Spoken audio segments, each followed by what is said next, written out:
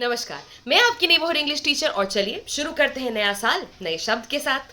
हाँ, वैसे साल नया है लेकिन देश तो वही पुराना, देश के मर्द भी वही पुराने और मर्दों की सोच और कामकाज वही पुरानी। तो हुआ यूं कि करीब 60 दिन पहले सत्ता के पाले हुए कुछ मर्द आईआईटी बीएचयू के अंदर गए।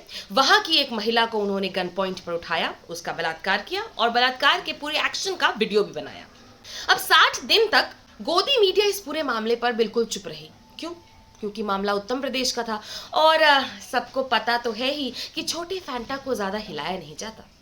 लेकिन अब ये हुआ कि 2 दिन पहले गैंग रेप के तीनों आरोपियों की शिनाख्त हुई और पांडे जी के बेटे कुणाल पांडे, चौहान साहब के बेटे अभिषेक चौहान और पटेल जी के बेटे सक्षम पटेल को पकड़ा गया। फिलहाल वो लोग 14 दिन की जुडिशियल कस्टडी में है।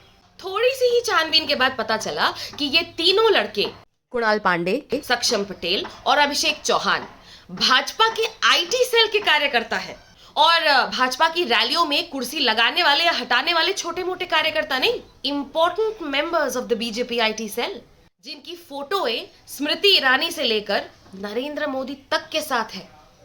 इस पूरे संदर्भ में एक शब्द बार बार दिमाग में आ रहा था और वो शब्द है एबोमेसम।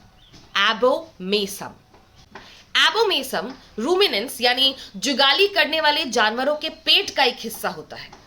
जैसे गाय के पेट के 4 हिस्से होते हैं। इन सभी हिस्सों में थोड़ा थोड़ा करके गाय द्वारा खाया गया कोई भी खाना पचता है। आखिरी हिस्सा होता है एबोमेसम।